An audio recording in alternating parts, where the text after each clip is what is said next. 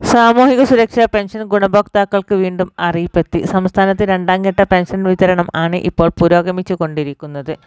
June മാസത്തെ 1600 രൂപയുടെ വിതരണം ഈ ആഴ്ചയോടെ പൂർത്തീകരിക്കും. തുക ഇനിയും എത്തിച്ചേരാത്ത ഗുണഭോക്താക്കൾക്ക് ഈ ആഴ്ചയോടെ വിതരണം പൂർത്തീകരിക്കും. ഇന്ദിരാഗാന്ധി ദേശീയ വാർദ്ധക്യകാല പെൻഷനുകൾ, വിധവാ പെൻഷനുകൾ, ഭിന്നശേഷി പെൻഷനുകൾ, കർഷക തൊഴിലാളി ക്ഷേമനിധി പെൻഷനുകൾ, ബാങ്ക് അക്കൗണ്ടുകളിൽ തുക സ്വീകരിക്കുന്ന 20 ലക്ഷത്തോളം വരുന്നയാളുകൾക്ക് പെൻഷൻ തുക മുടങ്ങാതെ ലഭിക്കുന്ന സാഹചര്യം ഇങ്ങനെയുള്ള ഗുണഭോക്താക്കൾക്ക് ഈ ആഴ്ചയോടെ വിതരണം പൂർത്തീകരിക്കും. സംസ്ഥാനത്ത് ജൂൺ മാസത്തെ പെൻഷൻ തുകയുടെ വിതരണം ശനിയാഴ്ച മുതൽ തന്നെ ആരംഭിച്ചിട്ടുണ്ട്. ശമ്പളം, പെൻഷൻ വിതരണം എന്നിവയുടെ ആവശ്യത്തിനും സാമ്പത്തിക ആവശ്യങ്ങൾക്കുമായി സർക്കാർ ഇന്ന് വീണ്ടും കടമെടുത്തിട്ടുണ്ട്.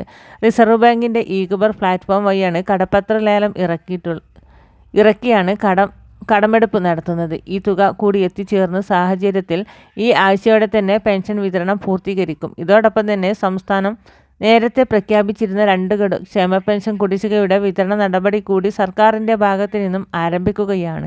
വരുന്ന തദ്ദേശീയ തെരഞ്ഞെടുപ്പുകൾ കൂടി മുമ്പിൽ കണ്ടുകൊണ്ടാണ് സർക്കാരിൻ്റെ തിരക്കിട്ട നീക്കം. നാളെ മുതൽ മസ്റ്ററിംഗ് ആരംഭിക്കുകയാണ്. ഓഗസ്റ്റ് 24 വരെയാണ് സർക്കാർ ഇതിന് സമയം അനുവദിച്ചിട്ടുള്ളത്.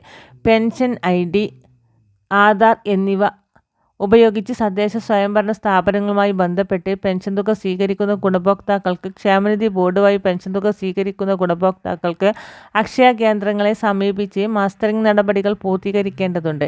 ഇതോടൊപ്പം തന്നെ 25 ലക്ഷത്തോളം വരുന്ന കർഷക തൊഴിലാളി ക്ഷേമനിധി പെൻഷൻ ഗുണഭോക്താക്കൾക്ക് സന്തോഷ വാർത്ത എത്തിയിരിക്കുകയാണ്. PM കിസാൻ സമ്മാൻ നിധിയുടെ 20ാം ഗഡുവായ 2000 രൂപയുടെ വിതരണ നടപടികൾ കേന്ദ്രത്തിൻ്റെ ഭാഗത്തു നിന്നും ആരംഭിക്കുകയാണ്.